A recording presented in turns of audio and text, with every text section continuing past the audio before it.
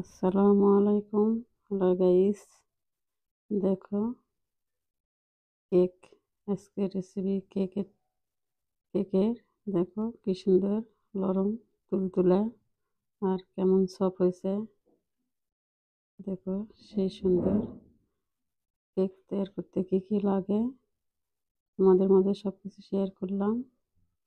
এই যে আজকে দুটা ডিম ফেটে ডিমের কুসুম এক জায়গায় আর ডিমের লার্ভা এক জায়গায় ভিন্ন করে দেখো কিভাবে কুসুম আলাদা করতে হয়। এই যে খোসা দিই, কুসুমটা আলাদা করে লাল পাটা ফেলে নিতে হবে। কোনো ঝামেলা নেই, ঝামেলা ছাড়াই দেখো।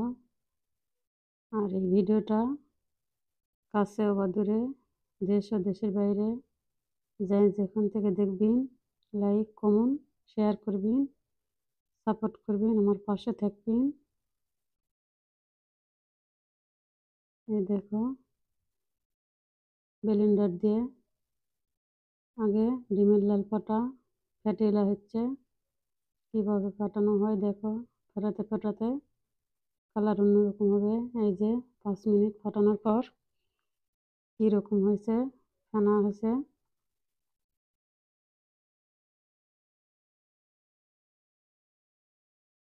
5 মিনিট পর আবার দেখো কুসুমটা দিয়ে দেব।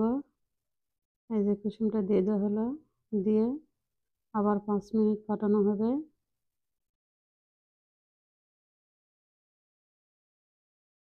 একটা কুসুমে উলে গেছে, ওই জন্যে হাত দিয়ে ছুঁড়ে নিচ্ছে, কড়াই লেগে গেছে। কুসুম কীরকম ছিটকায় সেটা তো ভালোই জানি। এই যে দেখো কুসুম দিয়ে আবার 5 মিনিট ফাটানো হয়েছে। দেখো কালারটা ভিন্ন হয়ে গেল।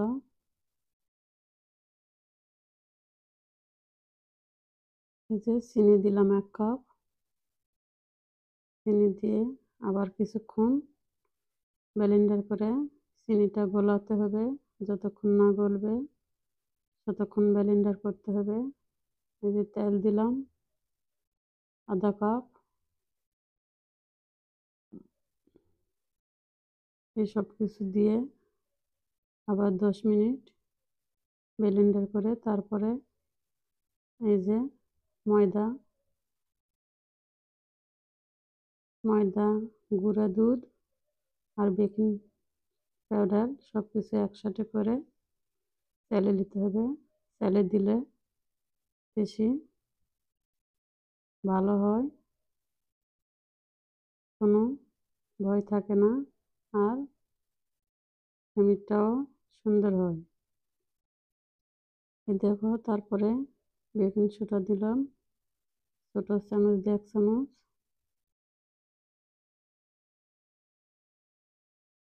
এই যে সব কিছু একটা করে, এই দেখো এটা বেকিং পাউডার, সব কিছু একটা করে তেলে দিলাম। কিছু তেলে দিয়ে কিছুক্ষণ ব্লেন্ডার করে আবার কিছুক্ষণ পর অর্ধেক দিয়ে দেব, তাতে ভালো হয়। একবারে দিলে সব কিছু লেগে যায়, ভালো হয় না। এই যে চালানো হয়েছে, ব্লেন্ডার খুলে হাত দিয়ে করছে। এটা দেখো কেকের কালার আনে ভ্যানিলা 1 চামচ দিয়ে দিলাম। তারপরে এই যে অরেঞ্জের গন্ধের জন্য, কেকের সুগন্ধ হবে সেই জন্য অরেঞ্জ দেওয়া হলে এটাও 1 চামচ দিয়ে সব কিছু একটা করে মিক্স করে এখন ভালোভাবে নেড়ে চেড়ে তারপরে কেকের ফরমায় ঢেলে দেওয়া হবে। এই যে দেখো, বললাম লেগে আছে, হাত দিয়ে মুছলাম। এই যে কেকের ফর্মায় তেল ব্রাশ করলাম, কাগজ দিব না, শুধু তেল দিয়েই ঢেলে দিব। তেল বেশি দিলে কাগজ দিতে হবে না। এই যে দূর থেকে ঢেলে দিলে কোনো ভিতরে বাষ্প থাকবে না, তাহলে কেকটা ভালোভাবে ফুলবে, সফট হবে, দেখতে ভালো লাগবে, এত সুন্দর লাগবে।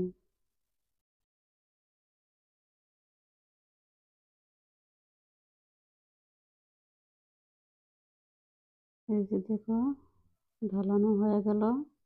এখন ব্যাটটা মুছে দিয়ে এই যে 4-5টা দিলে পালা, ঝোঁক দিলে ভিতরে যা কিছু থাকবে বাইরে আসবে। তারপরে চলে আসলাম, এই যে ওভেনে দিয়ে দিচ্ছি, দিয়ে 45 মিনিট রাখা হয়ে গেল। তারপরে 45 মিনিট পর আবার ফিরে আসলাম। দেখো কেকটা কি সুন্দর ফুলছে আর কি সুন্দর সফট হয়েছে। দেখো 2টা ডিম দিয়ে কীরকম কেক ফুলেছে আর কীরকম লাগছে। তোমরা এই ভিডিওটা দেখে লাইক কমেন্ট শেয়ার করে বলে দিবি যে আমাদের কেকটা কেমন হয়েছে আর কেমন লাগছে দেখতে।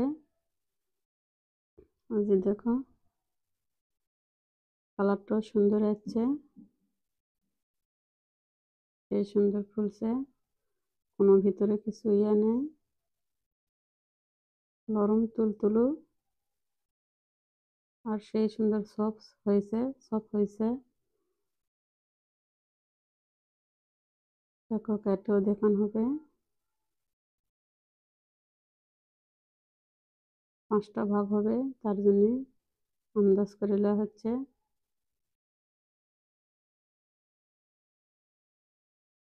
এই তো বিসমিল্লাহ বলে কাটা শুরু করা হলো।